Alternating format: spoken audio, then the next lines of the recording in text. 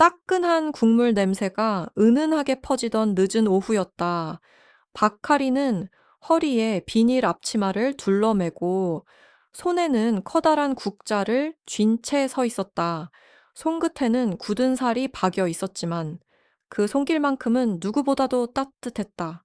매주 화요일과 목요일이면 브루클린의 희망 급식소에서 봉사하는 것이 그녀의 일상이었다. 오늘은 소고기 무국이에요. 할인이 환하게 웃으며 말했다. 그녀의 앞에는 줄지어 선 노숙자들이 있었다. 국을 떠주며 그녀는 늘 하던 대로 안부를 물었다.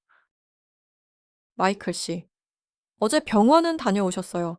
마이클은 말없이 고개를 끄덕였다. 40대 중반. 그는 한때 뉴저지에서 네로라 하는 외과 의사였다.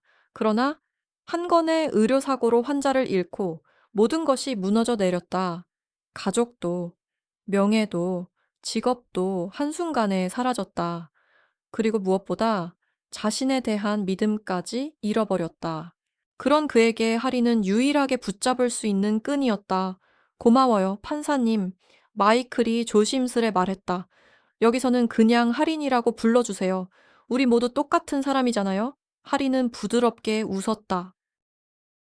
급식소 안은 소박했다. 낡은 나무 의자와 테이블, 벽에는 당신은 소중한 사람입니다. 라는 문구가 송글씨로 걸려 있었다. 그 단출한 공간 속에서 하리는 오히려 법정에서 느끼지 못한 평온함을 느꼈다. 무겁고 날선 분위기가 아닌 사람 냄새 나는 기쁨이 있었다. 언니, 이거 받아주세요. 갑자기 한 젊은 여성이 다가왔다. 이름은 유나였다. 그녀는 종이로 접은 작은 학을 내밀었다. 제가 만든 거예요. 하리는 조심스레 받아들었다. 정말 예쁘다. 고마워, 유나야. 그런 순간들이 하린에게는 진짜 삶이었다. 법복을 벗고 한 사람으로서 누군가에게 손을 내밀 수 있는 시간들. 그녀는 어린 시절 어머니가 했던 말을 떠올렸다. 사람은 무엇을 가졌는지가 아니라 무엇을 나누는지로 평가받는다. 서울 변두리에서 작은 분식집을 운영하던 어머니는 늘 가난한 이웃에게 밥을 나누어 주곤 했다. 그런 모습을 보며 자란 할인에게 봉사는 특별한 일이 아니라 그냥 살아가는 방식이었다. 미국으로 이민 온 뒤 청소 일을 하며 야간 대학에 다니던 시절에도, 로스쿨을 졸업해 변호사가 된 이후에도, 그리고 지금 연방법원 판사가 된 이후에도 그 마음은 변하지 않았다. 오늘 국물 정말 맛있네. 한 할아버지가 국을 받아 들며 웃었다. 어머니 레시피예요. 서울에서 배워왔죠. 할인도 미소를 지었다.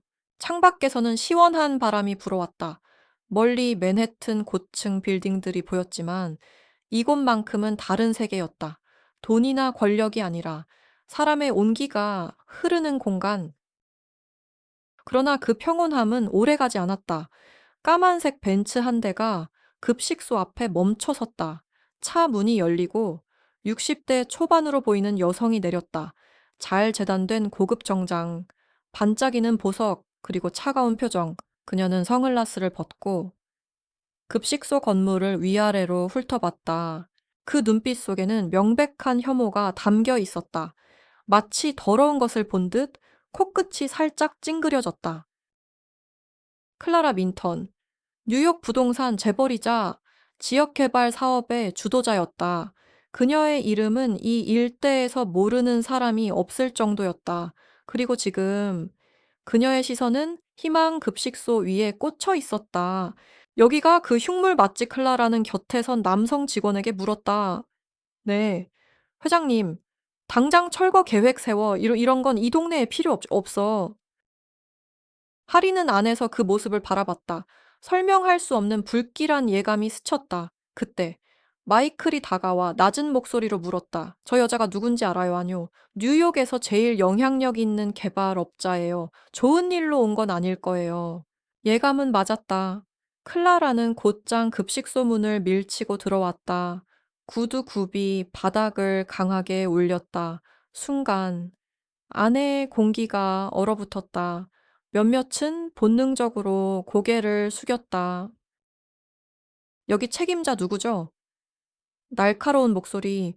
할인이 앞으로 나섰다. 제가 봉사 담당자입니다. 무슨 일이신가요? 클라라의 눈이 그녀를 위아래로 훑었다. 당신이 이 지저분한 곳을 운영하는 거군요.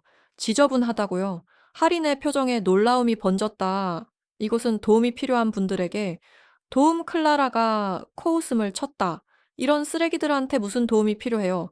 이 동네를 더럽히는 주제에 순간 웅성거림이 일었다. 그러나 아무도 쉽게 입을 열지 못했다. 그녀의 압도적인 기세에 눌린 탓이었다. 하리는 차분히, 그러나 단호히 말했다. 그렇게 말씀하시면 안 됩니다. 여기 계신 분들도 모두 소중한 사람들이에요. 소중하. 클라라가 웃음을 터뜨렸다. 길거리 떠돌이. 범죄자들이 소중하다니. 당신 같은 외국인 주제에 뭘 안다고 그래요. 그 말이 떨어지자 할인의 표정이 굳어졌다. 인종차별적 발언이었다. 하지만 그녀는 숨을 고르며 마음을 가라앉혔다. 지금 이 자리에서 감정적으로 나가면 더 큰 싸움이 될 수 있었다. 이곳은 법적으로 허가받은 시설입니다. 법, 내가 원하면 내일이라도 이 건물 철거할 수 있어요. 시장하고도 친하다고요. 급식소 안에 사람들 눈에 두려움이 스쳤다. 그러나 할인은 물러서지 않았다. 이 순간 마음속 깊이 무언가가 일렁였다. 아직은 말하지 않았지만 그녀에게는 숨겨진 힘이 있었다. 그리고 곧 그 힘을 드러내야 할 때가 올 것이다. 급식소 안의 공기는 잔뜩 얼어붙어 있었다. 클라라 민턴의 구두굽 소리가 콘크리트 바닥을 거칠게 울렸다. 그녀는 방 안을 천천히 훑어보았다. 낡은 테이블, 벽에 걸린 송을씨 표, 그리고 국그릇을 들고 앉아있는 사람들. 그 시선은 마치 불청객의 집안을 무단으로 침입한 사람을 보는 듯 했다. 이런 데서 밥을 주니까 노숙자들이 이 동네에 모여드는 거죠. 그녀의 목소리는 가시가 돋아 있었다. 결국 범죄율만 높아지고 우리 부동산 가치가 떨어진다고요? 몇몇 사람들은 고개를 떨궜고 몇몇은 입술을 깨물었다. 하지만 아무도 선뜻 반박하지 못했다. 그때 마이클이 자리에서 일어났다. 손에 쥔 국그릇이 살짝 흔들렸다. 당신이 누군지는 모르지만 우리를 그런 식으로 부를 권리는 없습니다. 그의 목소리는 떨리고 있었지만 눈빛만큼은 굳건했다. 클라라가 비웃었다. 권리. 이 땅이 누구 땅인지 알아요. 내가 원하는 대로 할 수 있는 내 동네라고요. 여기는 시 소유의 부지고 합법적으로 운영되는 곳입니다. 할인이 차분하게 끼어들었다. 그녀의 말투에는 더 이상 물러섬이 없었다. 클라라의 시선이 날카로워졌다. 시 소유라, 그럼 더 쉽겠네요. 시장한테 전화 한 통이면 끝날 일이니까. 그녀는 가방에서 휴대폰을 꺼내 들더니 바로 전화를 걸었다. 네, 시장님. 그 문제의 급식소 맞아요. 네. 오늘 바로 조치 부탁드립니다. 전화를 끊자 클라라는 마치 게임에서 승리한 사람처럼 미소를 지었다. 축하해요. 내일 아침이면 여기 허가 취소 소식 듣게 될 거예요. 순간 급식소 안에서 누군가의 숨죽인 울음소리가 들렸다. 사람들의 얼굴에 절망이 번졌다. 이곳은 단순한 식당이 아니었다. 그들에게는 마지막 보루였다. 할인의 가슴 속에서 뭔가가 뜨겁게 끓어올랐다. 그녀는 애써 침착하게 말했다. 당신은 법을 잘 모르시는군요. 뭐라고요? 클라라의 눈이 번쩍였다. 법을 모른다고요. 내가 누군지 알아요. 뉴욕에서 내 영향력이 얼마나 큰지 알아요. 하리는 대답 대신 한 걸음 앞으로 나섰다. 그녀의 목소리는 낮았지만 묵직하게 울렸다. 저도 제 소개를 해야 할 것 같네요. 사람들이 숨을 죽였다. 제 이름은 박하린, 뉴욕 연방 법원 판사입니다. 그 한마디가 공기를 가르듯 날아갔다. 순간 급식소 안은 완전히 조용해졌다. 클라라의 표정에서 미소가 사라졌다. 뭐라고요, 판사? 네, 법복을 입지 않는다고 해서 판사가 아닌 건 아니죠. 사람들의 시선이 할인에게 쏠렸다.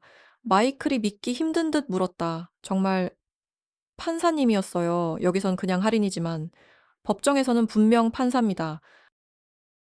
클라라는 잠시 말을 잃었다가 억지로 웃음을 지었다. 판사든 뭐든 여기선 그냥 봉사자일 뿐이에요. 당신이 나를 어떻게 할 수 있다고 생각해요? 이 자리에서 당신이 한 인종차별 발언, 협박, 공공시설 운영 방해 전부 기록해뒀습니다. 하리는 휴대폰을 들어보였다. 공공장소에서의 대화는 당사자 동의 없이도 녹음 가능합니다. 특히 위협과 차별 발언이 있었다면 더욱 그렇죠. 클라라의 얼굴이 굳어졌다. 그건 증거로도 안 쓰일 거예요. 법을 잘 아신다면서. 이 정도도 모르십니까? 할인의 목소리는 차가웠다. 주변에서 사람들이 속삭였다. 우릴 지켜줄 수 있는 사람이 있었네. 판사님이라니. 클라라는 다시 큰 소리쳤다. 좋아요.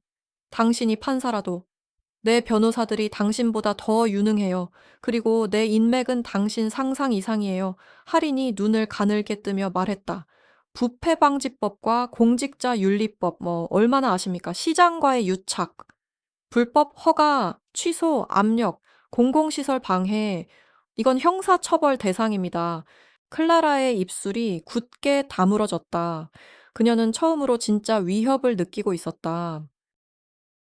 내일 아침 검찰청에 고발장을 제출하겠습니다. 할인이 마지막으로 선언하듯 말했다. 당신이 저지른 일에는 반드시 법적 책임이 뒤따를 겁니다.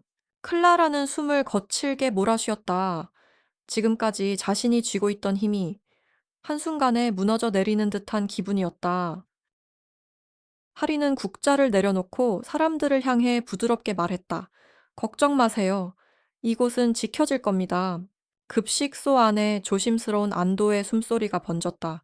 그러나 모두 알고 있었다. 이건 아직 시작일 뿐이라는 것을.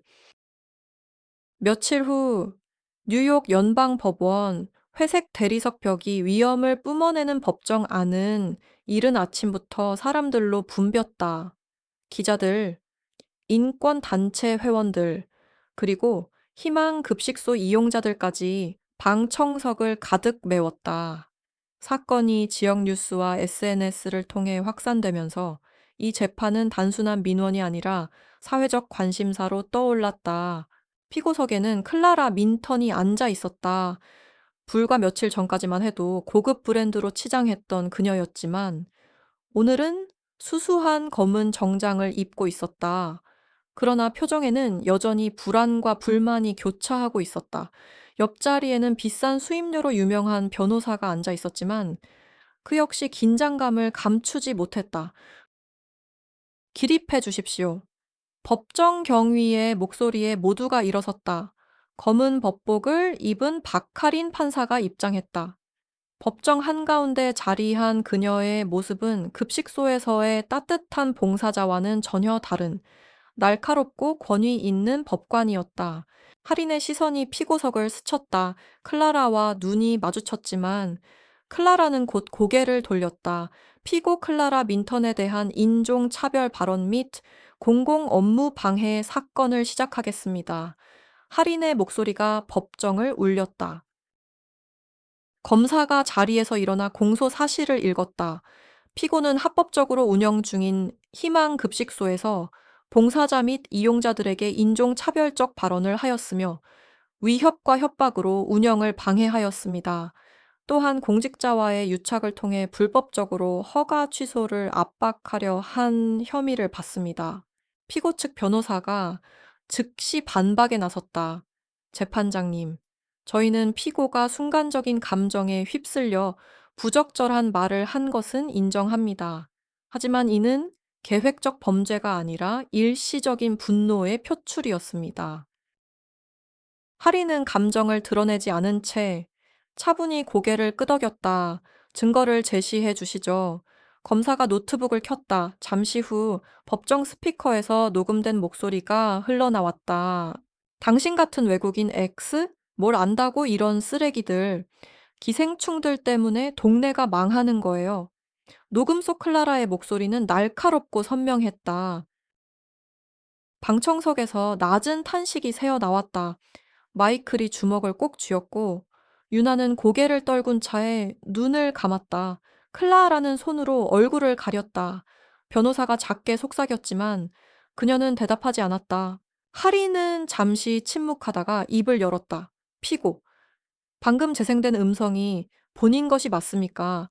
클라라가 주저하다가 대답했다. 네, 하지만 그건 맥락이 있다고 하실 겁니까? 할인이 말을 끊었다. 맥락이 인종차별과 혐오 발언을 정당화하지는 않습니다. 클라라는 억울하다는 듯 목소리를 높였다. 저는 이 동네를 더 안전하게 만들고 싶었을 뿐이에요. 급식소가 있으면 범죄가 늘어나잖아요. 할인이 곧장 물었다.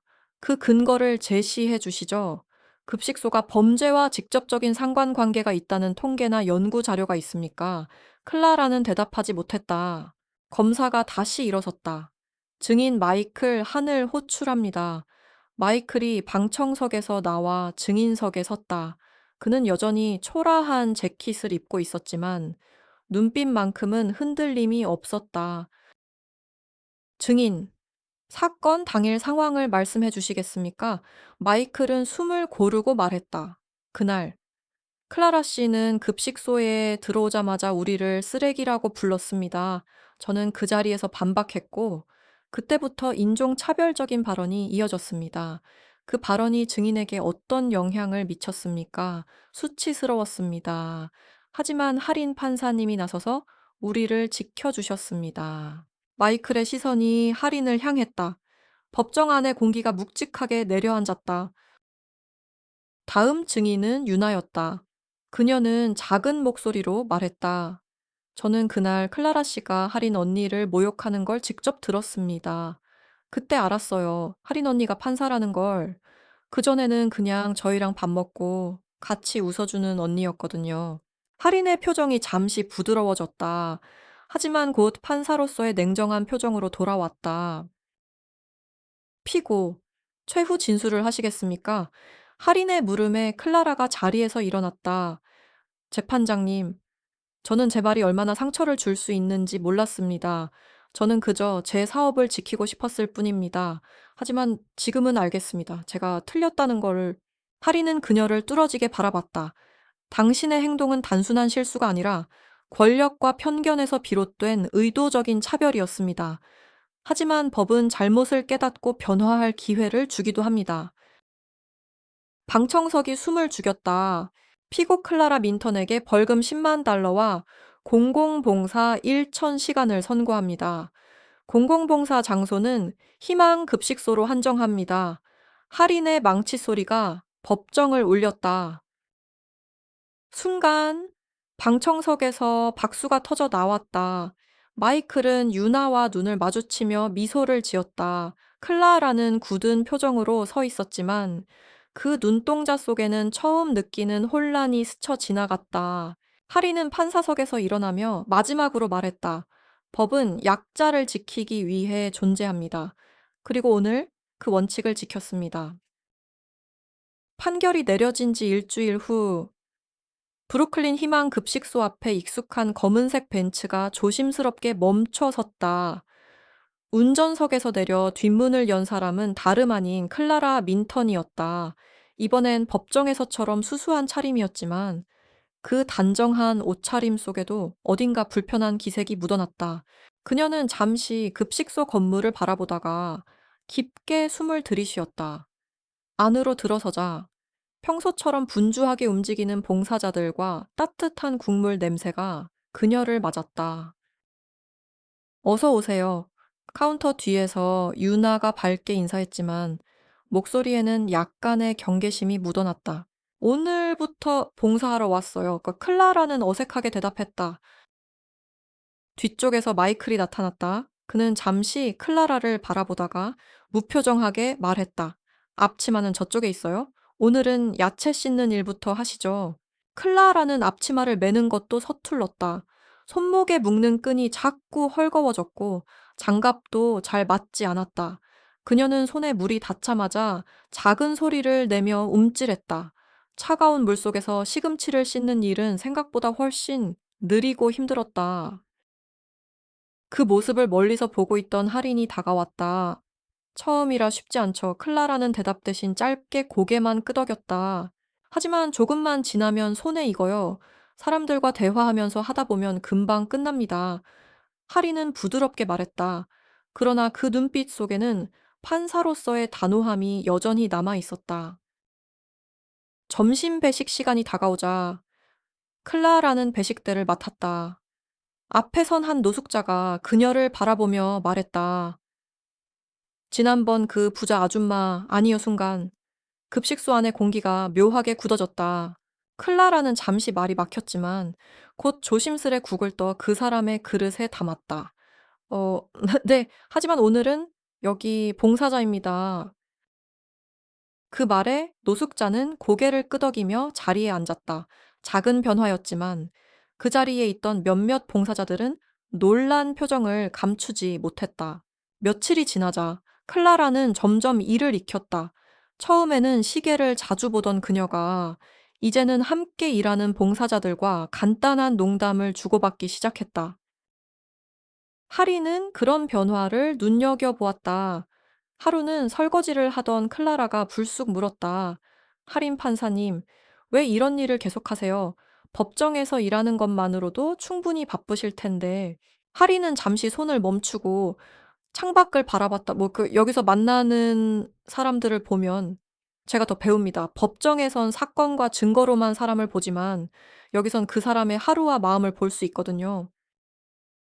클라라는 그 말을 곱씹었다. 그녀는 평생 숫자와 계약서, 건물 도면만 보며 살아왔다. 사람의 마음을 들여다본 적은 거의 없었다. 어느 날 오후 갑자기 비가 쏟아졌다. 봉사자들이 허겁지겁 밖에 있는 노숙자들을 안으로 안내했다. 클라라는 본능적으로 수건을 꺼내 그들에게 건넸다. 감기 걸리면 안 돼요. 그 말은 그녀 자신도 놀랄 만큼 부드럽게 나왔다. 마이클이 그 모습을 보고 미묘하게 웃었다. 좋은 변화네요. 클라라는 그 말에 대꾸하지 않았지만 마음 한구석이 따뜻해지는 것을 느꼈다. 한 달 후, 클라라는 거의 매일 급식소에 나왔다. 벌금은 이미 납부했지만 공공봉사 시간은 절반도 채우지 못한 상태였다. 그러나 이제는 해야 하니까 오는 것이 아니라 스스로 오고 싶어서 오는 날이 많아졌다. 유나는 어느 날 식탁 정리를 하다 클라라에게 물었다. 회장님, 아니, 클라라 씨, 여기 와서 가장 많이 느낀 게 뭐예요? 클라라는 잠시 생각하다 대답했다. 내가 얼마나 많은 걸 놓치고 살았는지, 그리고 내가 얼마나 편견에 사로잡혀 있었는지요. 그 순간, 할인이 다가왔다 그걸 깨달았다면 절반은 이미 변한 겁니다. 클라라는 그 말을 들으며 자신이 처음 이곳에 왔을 때의 차가운 눈빛을 떠올렸다. 그때의 자신을 생각하면 얼굴이 화끈거렸다. 어느 저녁, 봉사가 끝난 뒤 할인과 클라라는 잠시 급식소 앞 벤치에 앉았다. 거리에는 주황빛 가로등 불이 켜져 있었고 멀리서 버스가 지나가는 소리가 들렸다. 판사님, 저 고마워요. 클라라가 불쑥 말했다. 왜요? 저를 그냥 죄인으로만 보지 않고 기회를 줬잖아요. 만약 감옥에 갔다면 저는 변하지 않았을 거예요. 하리는 미소를 지었다. 법은 처벌만을 위한 게 아니니까요. 사람을 다시 세우는 것도 법의 역할입니다.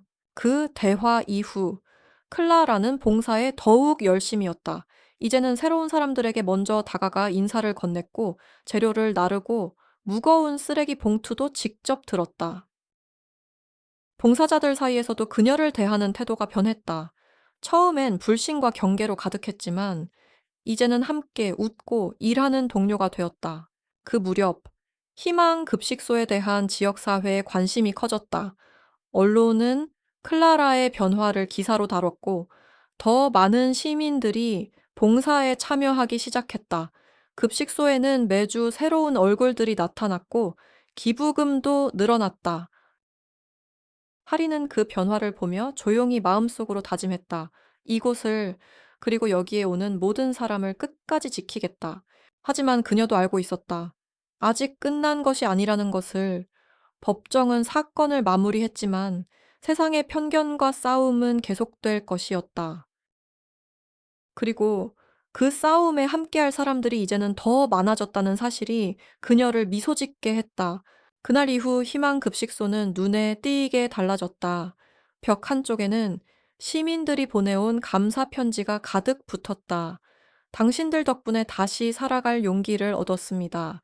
이곳에서 배운 미소가 제 하루를 바꿨습니다. 같은 문장들이 빼곡했다. 기부금도 늘었다. 지역의 작은 빵집 사장은 매주 수십 개의 빵을 기부했고, 한 고등학교 동아리는 매달 청소와 배식을 도왔다. 점심시간이면 급식소 안은 음식 냄새와 웃음소리로 가득했다. 클라라 민터는 이제 더 이상 손님처럼 구두를 신고 오지 않았다. 편한 운동화를 신고 소매를 걷어 올린 채 주방과 배식대를 오갔다. 처음 봉사를 시작할 때만 해도 표정이 굳어 있었지만 이제는 먼저 사람들에게 인사하고 이름을 기억해 불러주는 사람이 됐다. 마이클, 오늘은 의사 시절 레시피로 스프를 만든다고요. 응, 감자 스프. 환자들에게 인기 많았던 메뉴야. 그럼 내가 감자 깎을게요. 클라라는 능숙하게 칼을 잡았다. 예전 같으면 상상도 못했을 일이다. 유나도 변했다. 할인의 도움으로 검정고시를 통과했고, 내년에는 사회복지학과에 진학할 준비를 하고 있었다. 언니, 나 나중에 여기 상근 직원으로 일하면 안 돼요. 유나의 질문에 할인은 웃었다. 물론이지. 네가 원하는 삶이라면 내가 어떻게든 도와줄게. 마이클은 급식소에 비공식 주치의가 됐다. 매주 특정 요일을 정해 노숙자나 어려운 이웃들의 건강 상태를 무료로 상담했다. 마이클 씨, 요즘 더 건강해진 것 같아요. 할인이 말하자 그는 담담하게 대답했다. 이곳에서 다시 제 자리를 찾았거든요. 과거를 후회만 하면 아무것도 변하지 않더군요. 할인 역시 변화를 느꼈다. 법정에서는 판사로서의 단호함을 지키지만 급식소에서는 사람들의 하루를 듣고 웃음을 나누는 한 사람으로 살았다. 그녀는 더 이상 두세 개를 분리하지 않았다. 판사로서의 정의와 봉사자로서의 따뜻함이 한 사람 안에서 공존할 수 있다는 걸 깨달았다. 어느 날 오후 급식소에 낯선 얼굴이 나타났다. 젊은 여성이었고 약간 긴장한 듯 주변을 둘러봤다. 안녕하세요. 저는 김소연이에요. 한국에서 교환학생으로 왔어요. 판사님 이야기를 기사로 보고 꼭 봉사하고 싶어서 찾아왔어요. 하리는 반가운 마음으로 악수를 건넸다. 어서 와요. 오늘은 야채 씻는 것부터 해볼까요? 소연은 고개를 끄덕이며 앞치마를 두르더니 이내 유나와 이야기를 나누며 웃음을 터뜨렸다. 새로운 사람 하나가 더해질 때마다 이곳의 온기는 더 짙어졌다. 며칠 후 클라라는 할인을 불렀다. 판사님, 아니, 할인, 제 회사 직원들한테도 봉사 참여를 권유하려고 해요. 예전엔 봉사가 시간 낭비라고 생각했는데, 이제는 제 인생에서 제일 중요한 시간이 됐거든요. 야, 할인은 고개를 끄덕이며 말했다. 그건 정말 좋은 생각이에요. 변화는 혼자보다 함께할 때 더 커지죠. 겨울이 다가왔다. 첫눈이 내리던 날, 급식소에는 사람들이 평소보다 많이 모였다. 하리는 주방에서 국을 뜨다가 창밖을 바라봤다. 흰 눈송이가 천천히 내려앉는 거리 위로 웃으며 손을 흔드는 클라라의 모습이 보였다. 그 옆에는 마이클과 유나도 있었다. 그 장면은 마치 오래전부터 한 팀이었던 사람들처럼 자연스러웠다. 그날 저녁, 봉사가 끝난 뒤 하리는 급식소 불을 끄기 전 홀을 한 번 더 둘러봤다. 정리된 테이블 위에는 누군가 남긴 작은 쪽지가 놓여 있었다. 사람이 먼저다. 짧은 문장이었지만 하리는 미소를 지었다. 그것은 어머니가 늘 하던 말이었다. 급식소를 나서며 하리는 하늘을 올려다봤다.